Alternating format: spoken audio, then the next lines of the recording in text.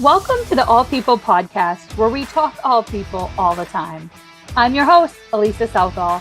My goal is to improve candidate and employee experiences as well as company cultures throughout U.S. employers. We do this by leading with empathy, diversity, inclusion, equality, teamwork, and transparency. Come on this journey with me. Hey everyone, and welcome back to an episode of All People Podcast, where we talk all people all the time. I am your host, Elisa Southall, and I am here with Jodi Petersen from MentorStrat. Jodi, it's great to have you. Hi, it's great to be here. Thanks for having me. No problem. It's my pleasure. So as I said, Jodi founded MentorStrat. And as you can tell from the name, it's a lot to do with mentoring and how we can do that better as organizations. So Jodi, tell the listeners a little bit more about MentorStrat and why you started it. Sure, great. So we started MentorStrat last year because my partner Mary and I, we both were at large enterprise corporations running mentoring programs. And if you're running a program for a big organization, it can be a lot of different moving parts. And sometimes people are put into those roles from learning and development or talent management roles. And they're not really always aware of all of the parts to run a successful formal mentoring program. And so once we started to identify that there was a need in the market, we started talking to people and kind of going out and understanding. Now, people sometimes have programs and they're getting like lackluster results, not as impactful as they wanted them to be when they started them. But they don't know why. And so part of what we learned when we went out and did the market research was that people didn't understand why their program wasn't as successful as they wanted. And so those are the kind of things that we try to help with, that education, that awareness. So we can help companies, nonprofits. We do a lot of work with universities, either create a formal mentoring program. Sometimes you have something small or something that's informal and you want to scale it to your organization. So we can do that as well. Or sometimes you have a formal program and it's just not what you expected it to be. And then we can help you kind of reimagine your program, help connect it better to your business objectives and to your personal employee development life cycle objectives as well. So we also have a couple things that we learned when we first started the business is that there was a need for training. So for participant training for mentors and mentees, but also for program managers, people that are running the programs. And so we can go in as consultants and we can help you with your strategy development, your program design, and bring all that experience that we have. But we also want to leave behind people who can, who are understand enough to be able to do it on their own ongoing, right? You don't need us forever. And so we have created a couple things kind of came out of that education piece. One is a full online learning platform called MentorStrat Academy. We've got about, just over 25 courses in there now. And they're structured around a couple things. They teach mentors and mentees the process of mentoring. So how to start a relationship right, how to keep the momentum, how to close a relationship, but it also teaches them the mentoring core skills. So, what's effective communication, how to give and receive feedback, what happens if your relationship isn't going well. And so there's those components for mentor and mentee essentials. There's also diversity, equity, and inclusion library, where we're talking about diversity, equity, and inclusion topics related to mentoring. So we're not teaching, they're not DEI trainings, they're DEI for mentoring trainings. The thing we're very, very proud of is we started a mentoring program manager certification program. And so that's a 6-month program where there's courses, milestones, time with Mary and I. There's a mentoring group for support with other program managers. And then at the end of that, you can get your program manager certification, but we walk you through the whole process on how to do things at your organization yourself. That's really exciting. And I will tell you, coming from an HR perspective, right? One of the things that lack in organizations, as you know, are mentors and mentorship programs. And I'm sure that's why you started this, but I've had speakers on my podcast who have talked about how they're doing women's career coaching because there was a lack of mentorship in their organization. And even when I think back to like our traditional succession planning, right? It was like, we want you to grow to be this in our organization, but we don't have any way to set that The up for you. tools to get there. Yeah. And like you can shadow this person, but like it's very informal. Mhm. The only formal mentor training we had was when we had created an apprenticeship program in conjunction with the state. And they said you have to have a mentor program, right? You had to have a mentor with the apprentice. But their formats were very loosey goosey, and I kind of laughed when after you and I had the conversation. But even then, to like it was like they have to meet regularly, and I'm like, what does that mean? Yeah. And they're like, well, they choose what regularly means, and I was like, but that's subjective, and then not everybody is getting the same amount of regular meeting. And so in terms of I see you being a great value add for companies that have these apprenticeship programs that need to build these mentor programs, because they don't give you training for the mentors on like how to be a mentor, or even as the apprentice on how to speak up when your mentorship isn't offering you what you want it to, or vice versa. But even in general, like I said, when you think about succession planning, career growth, those types of things, there's usually not something in place for that. And there's not usually something in place for them to pick. Like, how do I pick a mentor? Right. And so those things are all challenging, where I think MentorStrat can come in and say, let us help you with those pieces. Yeah, for sure. So there's a couple things that we do when we come in. We use a 5-step process. And the first thing that we do is we really want to understand your organizational objectives. So what are your goals of your organization? And then we talk about what are, what does that employee life cycle from hire to retire look like? And what are those moments that matter in your organization? And so every company is different. We're not coming in with like, hey, implement this out of the box program, because we know that you may get some results, but you're not going to get the best results for your company. And so when we come in, we really look at what that employee life cycle is, and then what are the development needs at each of those stages. And then we try to understand, what programs do you already have in place? Do you have training? Do you have leadership development programs? Do you have high potential talent programs? And we can then, if you have some of those in place, those are traditionally like programs that oftentimes don't have mentoring integrated with them. And so we can look at those existing programs and then figure out how to integrate mentoring. And once you integrate mentoring into like the leadership development program, you get much more value out of that. And then we also can look at the structure of those programs. And so some programs, depending on the amount of participants that you have, the goals of the program, the cycle, what you're trying to teach them, you can benefit from different mentoring styles. So like traditional one-on-one, peer, group, reverse, right? And we're helping you evaluate what's the best for your organization within each of those programs, really using kind of that modern mentoring approach. I think you alluded to one thing that is, I think, a sore spot for almost every program that we talk to, and that's mentor recruitment. So recruiting mentors is difficult.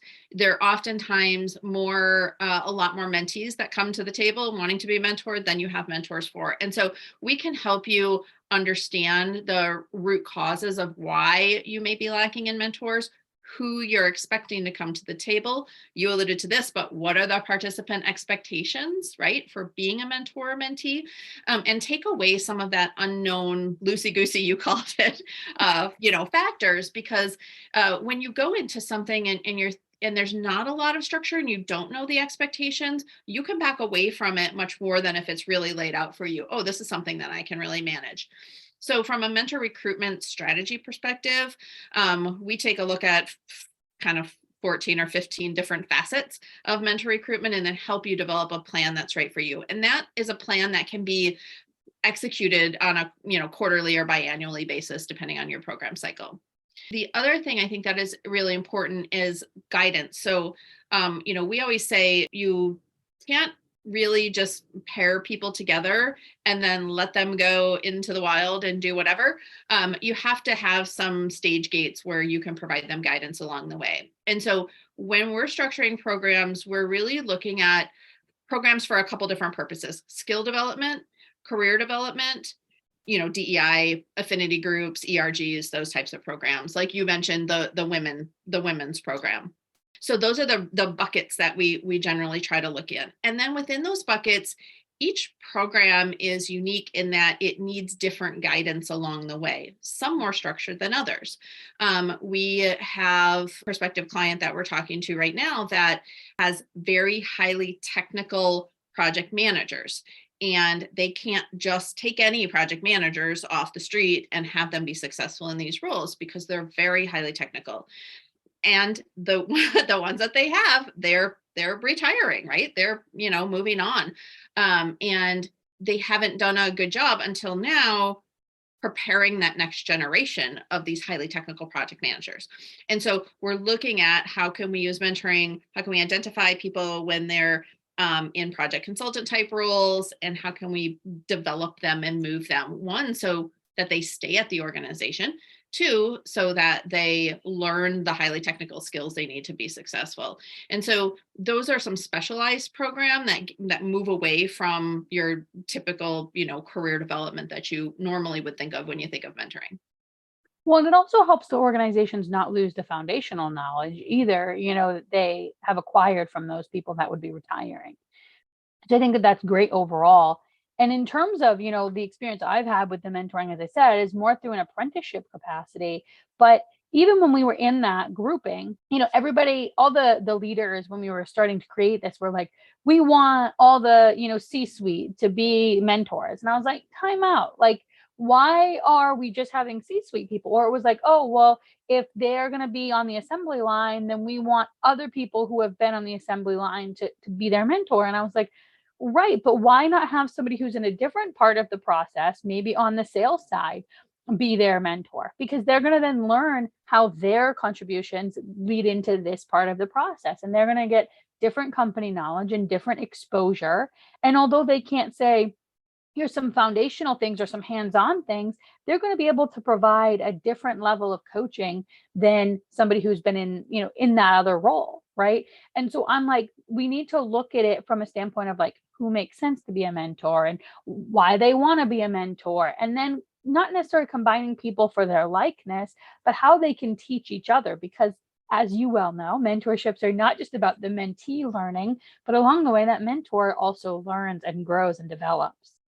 Yeah, for sure. The mentors oftentimes get more out of the relationship and have actually more tangible results from being a mentor, which they don't typically realize. And that's part of that recruitment process, is really kind of helping them understand that they can use that to grow their leadership skills, to develop their business acumen, and even to demonstrate their leadership capabilities to their organization. Whereas they may not be in a traditional, people leader role, and they can use mentoring to help get themselves there. And I think you're right. I think we used to think about mentoring as one-on-one mentoring, senior leadership paired with more junior level associate, to recreate someone in your image, right? I resonate with them because they remind me of me. And now we're really learning that it's better if you're matching people together where they have a lot of diversity of skills, of experience, of culture, because you are then able to help people see things from different perspectives. And that creates that, that just diversity of thought can create better solutions and better business outcomes. And so I think you're right.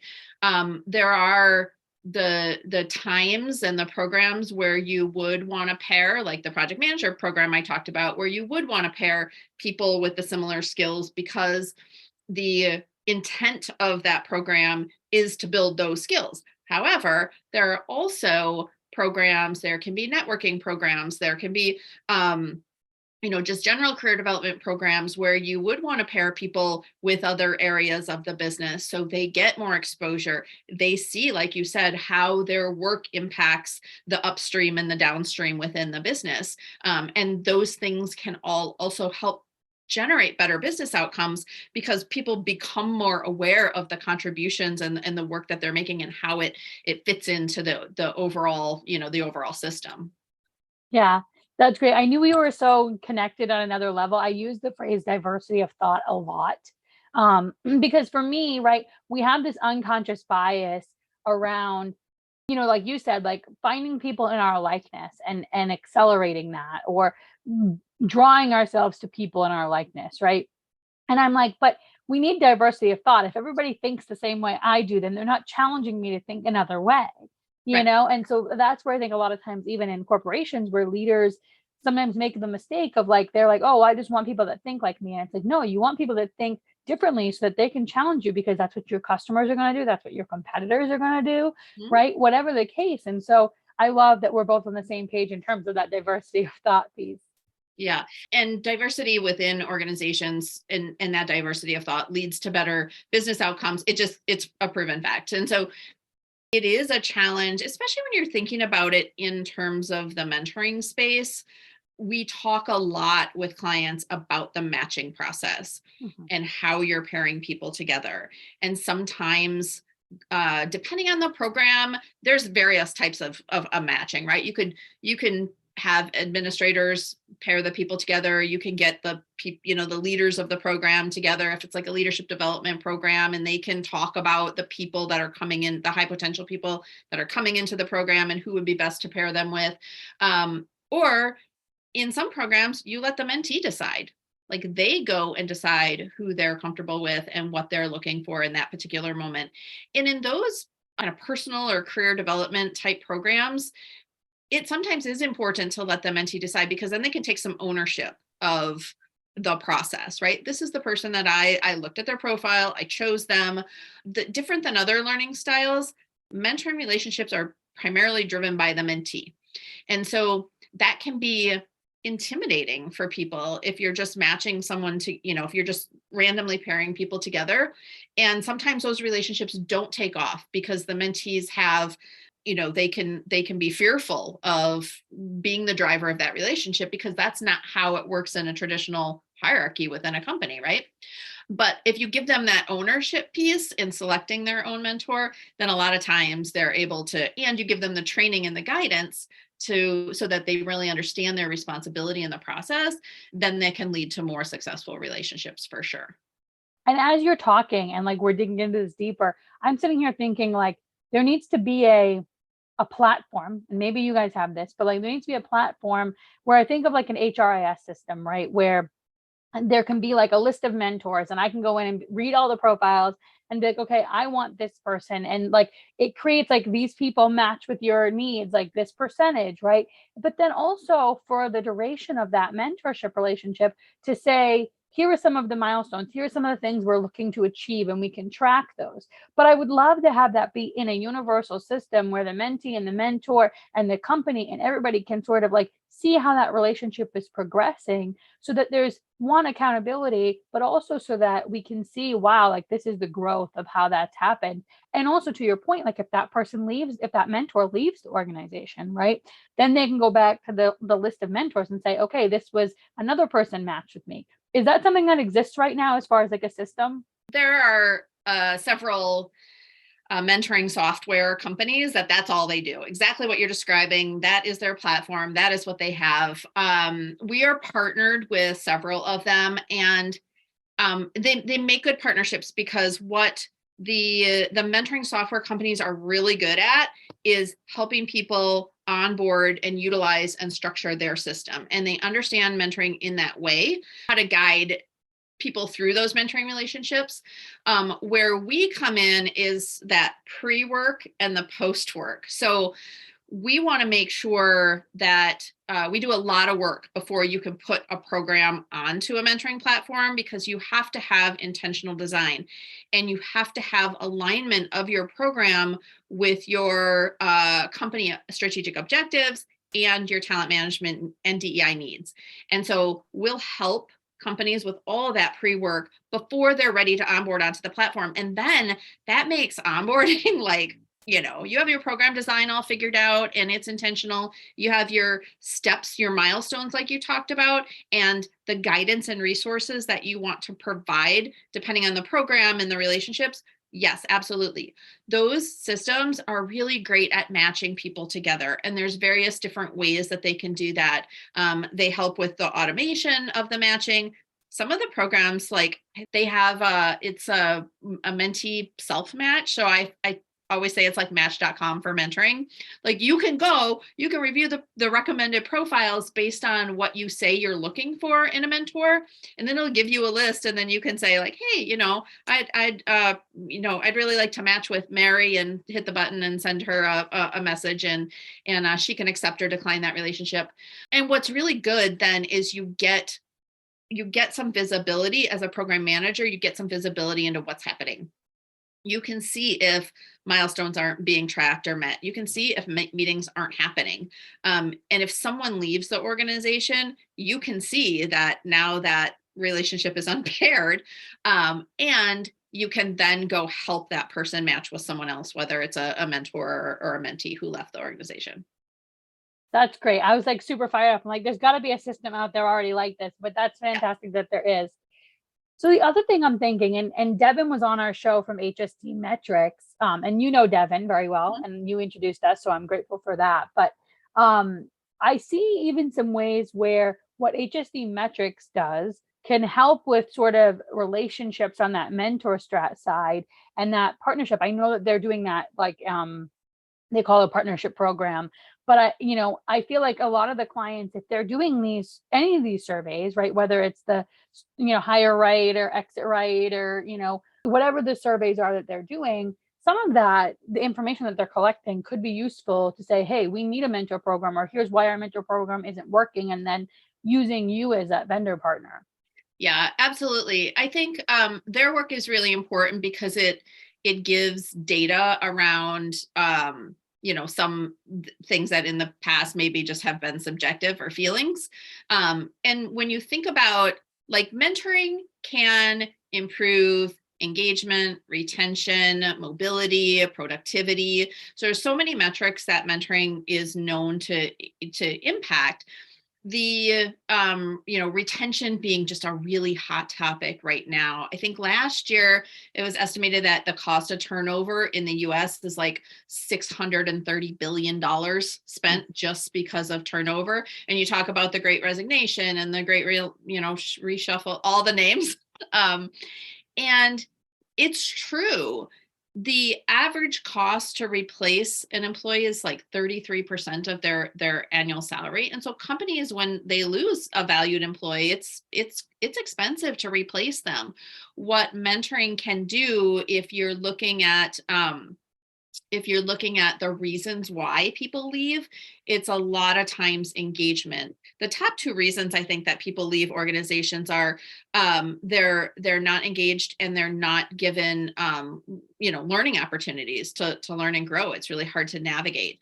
Mentoring can help with both of those things. And so it's a really hot topic to talk about, looking at data like Devin's company collects in their exit interviews and their engagement surveys, and then trying to apply how mentoring can help boost those metrics if a company is really having a problem in that area. So yeah, there's absolutely alignment there. Yeah, which is fantastic. But I also think, in addition to like the retention and engagement pieces, which I think is really important for mentorship, as you mentioned, also, communication and transparency.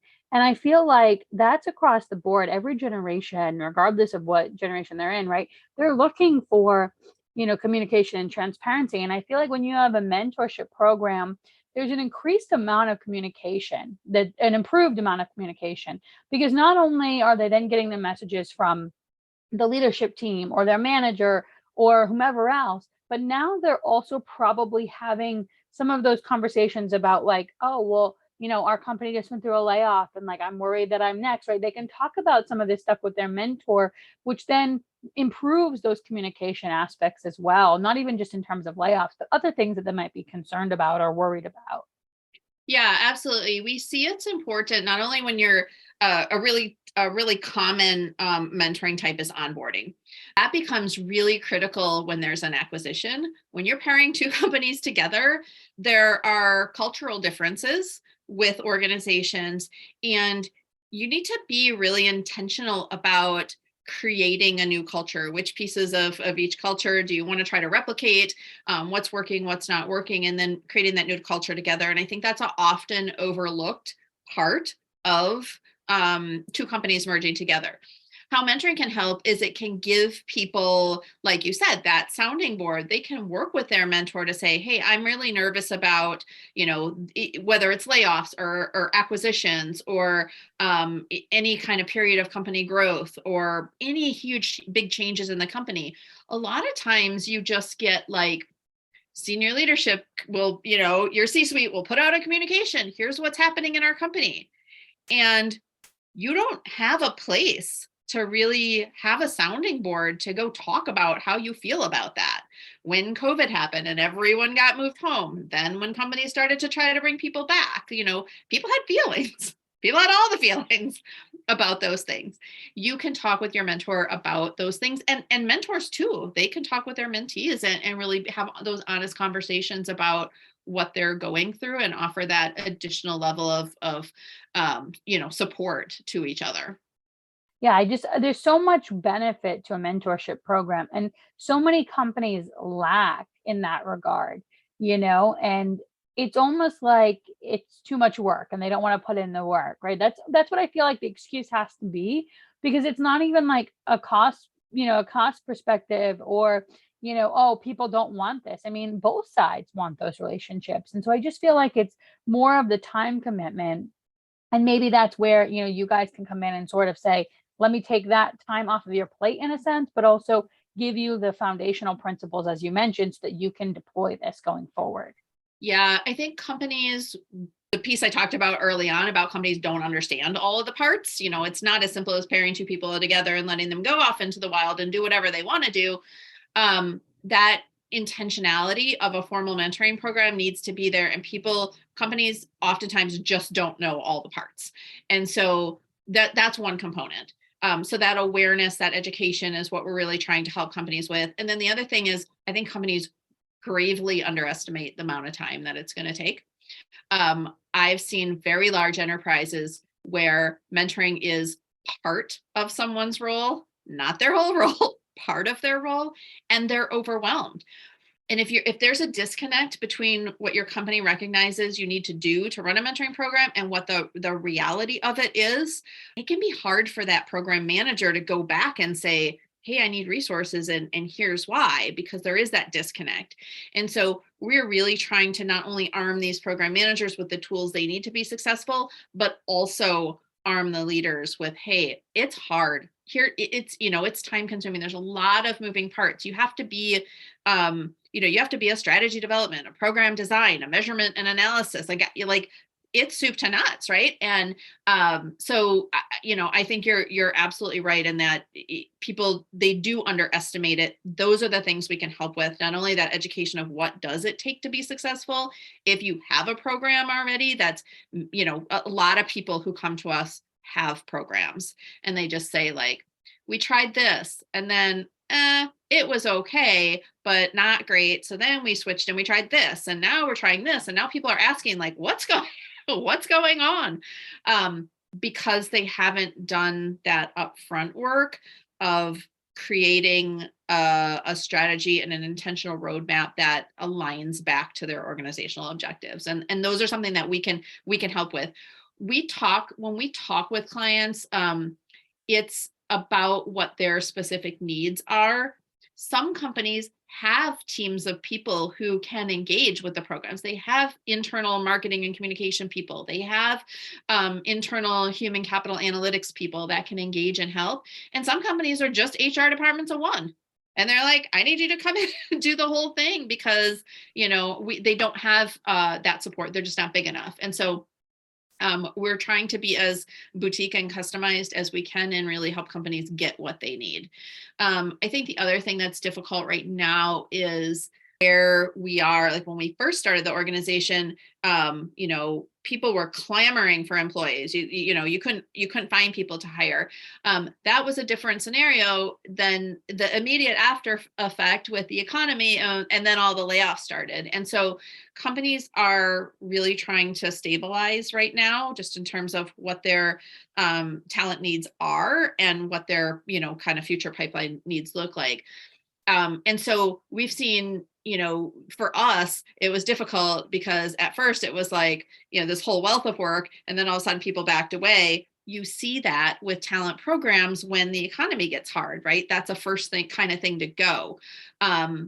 What we're trying to communicate now is that talent programs become more critical in these times, because you want to, if your employee population is volatile, you want to retain the people that you have and remain and left behind. And from an engagement perspective, you want to offer them that support and that help to help them re-engage, because layoff times are scary. It's scary to know, to think, am I next? And so mentoring can really help with those things, for sure. Yeah. And I think even to your point, right, when we talk about like the right now portion of it, where we're sort of in that, companies have been laying off and we're not on that uptick of the hiring side, right? That is not only uncomfortable because it creates that animosity, but it's also uncomfortable because who's doing the extra work, right? The work doesn't go away True. because the employee got let go or because you're not hiring people.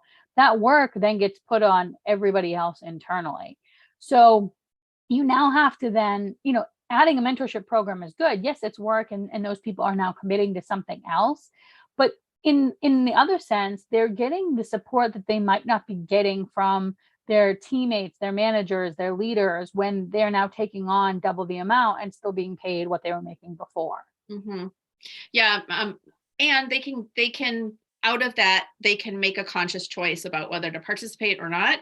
And the offering being there helps show those people that, hey, we as an organization, we understand what's happening. We still care about your development. Because when those pieces go away, employees start to feel like, oh, well, not only do I have double the work, I'm, for the same pay, but now I can't even develop myself. Right. And then that's when you start to think, is there somewhere out there better for me? So, mentorships, while they are a lot of work to design and administer them, they're really, in comparison to other types of learning and development, they're very low cost. And so it's advantageous for companies to do that. What we have seen now is companies kind of coming back and saying, hey, what can we do immediately small this year and then build upon that? So there's more smaller programs, more really focused on one talent need in the organization, or diversity need in the organization, and then with plans to grow that. But at least they're dipping their toes in, right? At least they're showing their employees, hey, we're still taking talent development, seriously. And, here's how we're going to progress going forward. So it's shifted a little bit, but I think companies are really still trying to engage in some type of way with mentorship or coaching type programs. I agree. I think they're recognizing that if they don't engage their talent, they're risking losing them, especially in this market. So it's great. And I know you mentioned the MentorStrat Academy, and I know you and I had spoke about that when we chatted last, and you mentioned it on the top of the call. Is the MentorStrat Academy really for those clients who have worked with you guys, built those mentorship programs, and now just need ongoing resources and community support?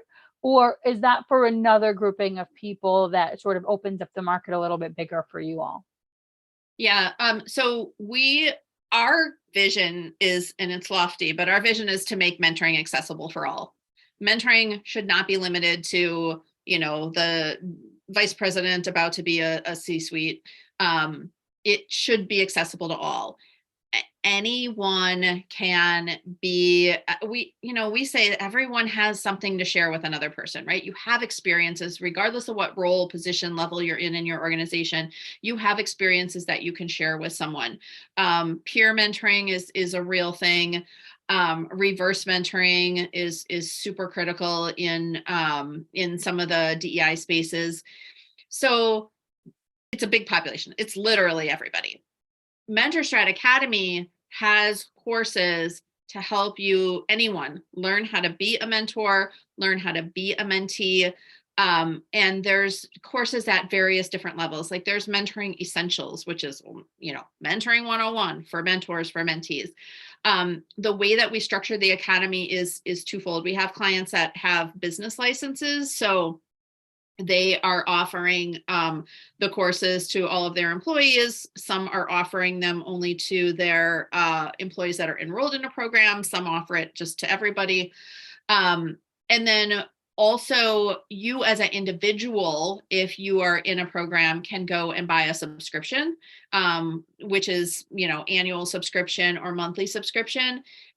We have some people who are, say, for instance, if you're a mentor in a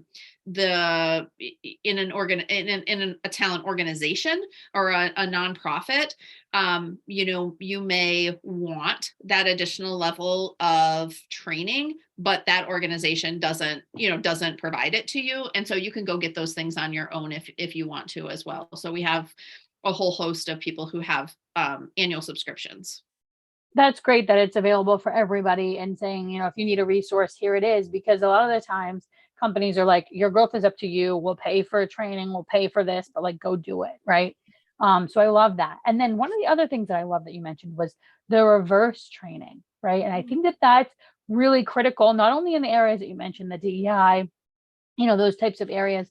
But I also think when we talk in terms of generations in the workforce, and like, I'm a big generations in the workforce junkie, I love talking about it. And so when you think about like those baby boomers, the Gen Xers, right, where those millennials and Gen Zs have more of the technology, the social media, that kind of stuff, where that reverse knowledge can be beneficial. And so it might feel weird to the older generations to be mentored by somebody younger, but at the same point, there's value in, for me, I believe that like those generations all have strengths and weaknesses, and we can all balance each other out if we just get over ourselves and just work together, right? Yeah. And so I think that reverse mentoring can really be beneficial for even the generations in the workforce. Yeah, absolutely. When I'm talking about DEI, it's about all those things. It's about generations and neurodiversity, and in addition to culture and ethnicity and race. But generationally, it's interesting that you say that. We have a client right now that's about to start a reverse mentoring program, and it is primarily a generational program. They are a tech startup. Their senior leadership are all older, and their coders are all younger.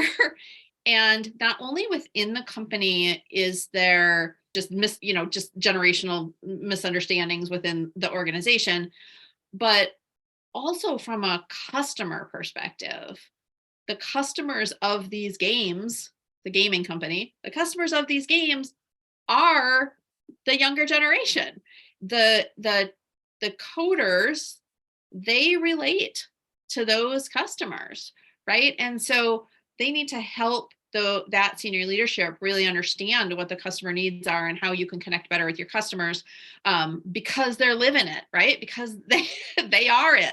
They're the gamers. And so that is an example of where, and initially the senior leadership was like, why do we need this?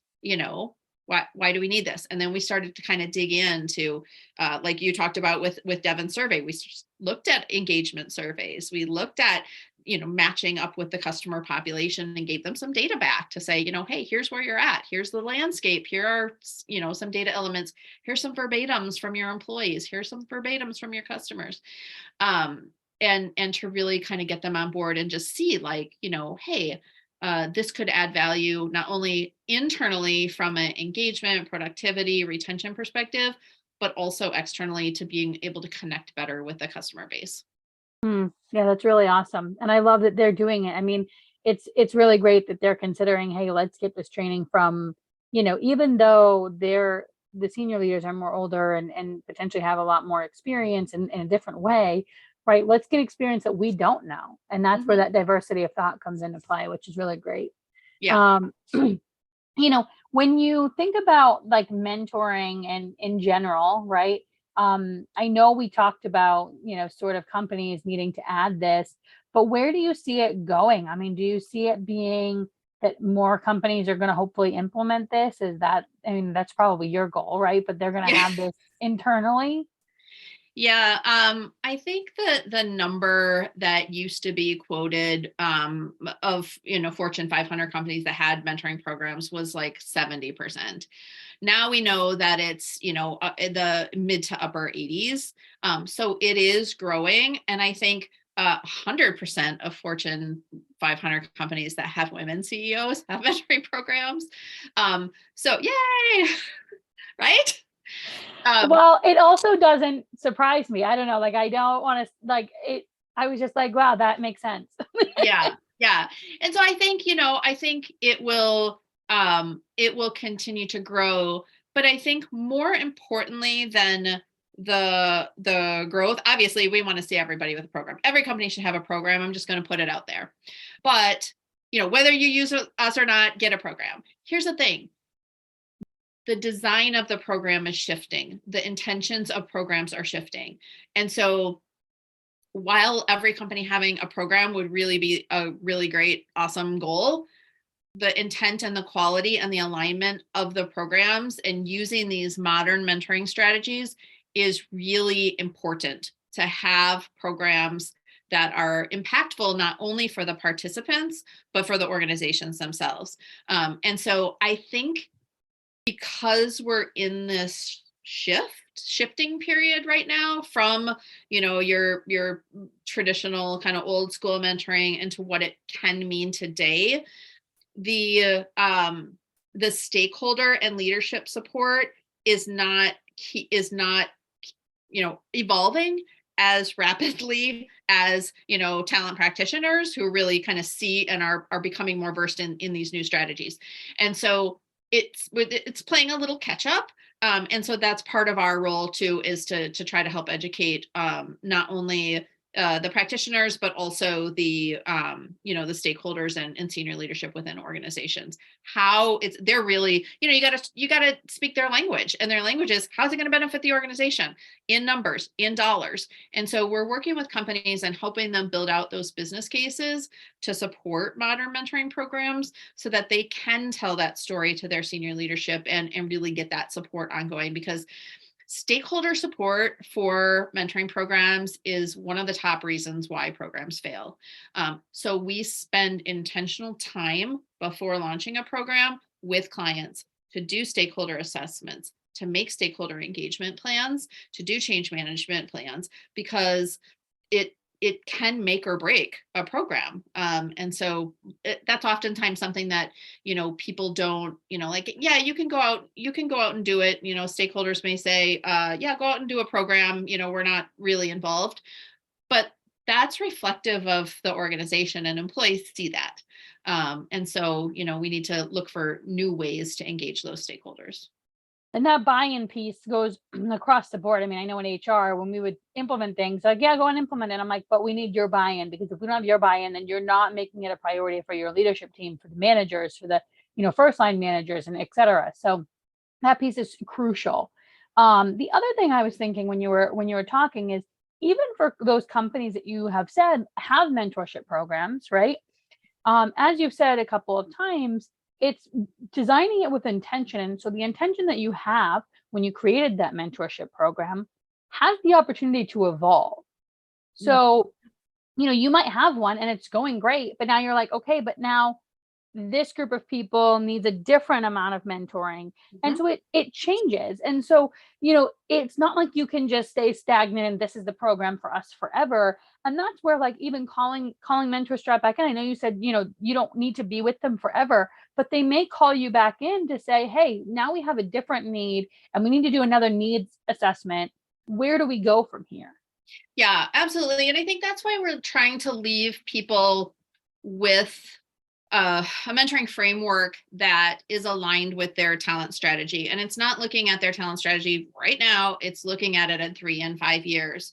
That's why we're doing the work to look at the employee life cycle to say, you know, what are the needs? What are the career development needs? What are the skills development needs? What are the DEI development needs of the organization at each of these moments that matter in the employee life cycle? Now, when we do that, then we take those. So you may come up, out of all those needs in a large enterprise organization, you may end up with, I don't know, 7, 8, 9 different types of programs that you think that you need for your organization. And then we help you prioritize those. What are the critical needs right now? You may, and depending on where the organization is in their growth, in their seasonality of their business, you may not pick the biggest one to start with, right? You may, say, hey, because we're going into this busy season, let's start this. Or, hey, our critical need is this skill right now, and we can't find people. So we need to, out externally. So we need to develop people from within. And so we're really trying to understand those things. Once you have kind of that roadmap laid out, and then you have a strategy, then you can do a strategy review every quarter. We're helping people develop governance models for their programs. And so you can have a process to evaluate your strategy. Is this still where we want to go? And if not, then we can come back and help you re-engage and redesign reevaluate your roadmap, reassess your organization. It happens a lot when there's an acquisition or a merger that was unknown when we started the work. We want to come back in those times and really talk about, what does that plan look like for mentoring? I even think if you had a leadership reorg, that could be another time, because Yeah. they either are, then the new leadership team isn't bought into the process, or they, they're not sort of seeing the value add, right? And so I can see you guys having to come in again in those types of situations. Yeah, Um, it's a really an ongoing process. It is not in terms of managing and running and getting the most ROI out of your program. It's not a stagnant process. And we, as external consultants, can come in and help you with whatever your needs are at whatever time. And so we are really focused on, building those relationships. Yes, we want to teach you so that you can do things on your own. But we also want to build that relationship so that you can call back on us if you need to. And you understand when to do that, right? You understand all these things that you're saying about, what would be kind of signals that you may need to look at your strategy and refresh it. Yeah, this is really awesome. I get fired up about MentorStrat. I love mentoring. I've never worked in an organization where it was done well, so I'm super jealous of those companies that work with you that get to do this well. But I also am like, I need to know who all your clients are so I can go and place all of my talent there, because like they all need to work there. Because, in that jealous point, right, I want to make sure all of my candidates are getting treated in the way that they should be. And if you have a mentorship program, I feel like you're doing other things right. So I love that. So if people want your services at MentorStrat, want to talk to you in general about mentoring, right? Anything like that, where can they find you? Sure. Our website is mentorstrat.com. There's a contact us page on there, so you can go ahead and send us a message.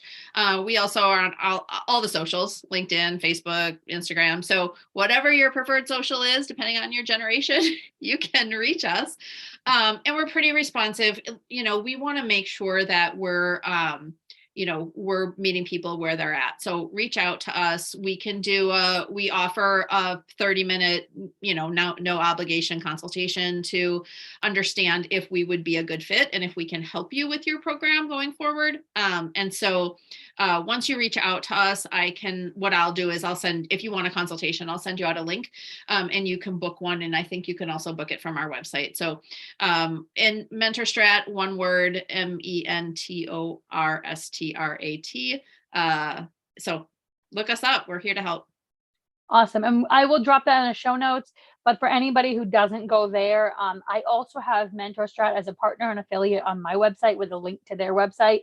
because they're great. And I want to make sure everybody in the world knows, even if you don't watch this podcast or listen to it, that you at least can find them on my website as my partner and affiliate. So they're there. So the way I end every episode is by asking about my favorite poet, Maya Angelou, and the quote that she made famous, which is, I've learned that people will forget what you said, people will forget what you did, but people will never forget how you made them feel. Can you tell me about a time when that was true for you?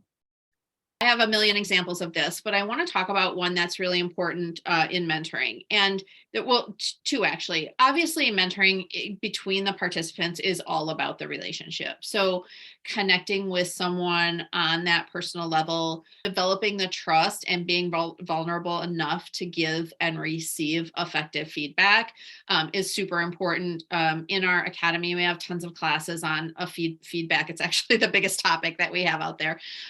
So we're trying to help people become comfortable with those crucial type conversations. From a mentoring program manager perspective, when I was a young program manager, I thought, hey, if we build it, they will come, right? We'll put out the information and people will just come. And I did a lot of like information sessions where it was just me, telling people about the program, and we had good, we had results, right? It wasn't until I did a panel discussion of mentors and mentees who are living it, who had done it, to come in and talk about some of those vulnerable moments within, and I didn't expect it. When I brought them together, I thought they'd talk about the process and what they learned and how it affected their career. They got deep, man, deep. And I was crying. I'm like, oh my God. You could start to see then how life-changing it was. Life-changing mentoring is for people. And that to me is like the biggest thing. When you talk about the Maya Angelou quote, that's how it makes you feel. And that's what really resonates with you. And I think, if you can build on that emotional connection, it has to be head and heart, but that heart really just takes over. And that's an important message for mentoring program managers. I love that example. I have worked in companies, and like I said, with that company that had the one for apprentices.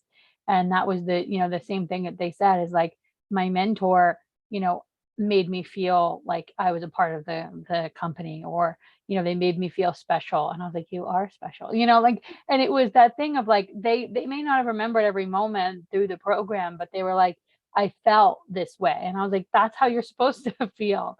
And so it's great to have that. And then even the mentor, it was like, they were like, I felt so much joy in helping somebody else, and I've learned so much. Right. And so it was just incredible on both sides. So yeah. I think it works perfectly for what you do. I had a super busy leader say to me once that, he was actually talking to a group of prospective mentors, and he said, highest level of the organization. And he said, there are times when I see the mentoring on my calendar and I'm like, I don't have time for that today, but I committed. So I always go, I always show up, and I have always left energized, passionate, and ready to re-engage in my own work. And to me, that's just like, that's tangible. That's real, right? That's real benefits, for real immediate benefits for people. And if you can come at it from that perspective and work to develop those deep type of relationships, it's going to impact you so much as a mentor. I agree. Well, thank you so much for being here. I greatly appreciate it. And as I end every episode, lead with empathy, act with kindness. Bye, y'all. Thanks for having me. Bye. Thank you for listening to All People Podcast. If you enjoyed our show, I'd love for you to subscribe and leave a 5-star review. The work doesn't end here. If you want to keep the conversation going, find me on LinkedIn or Facebook, or visit my website, apeoplepartnerllc.com.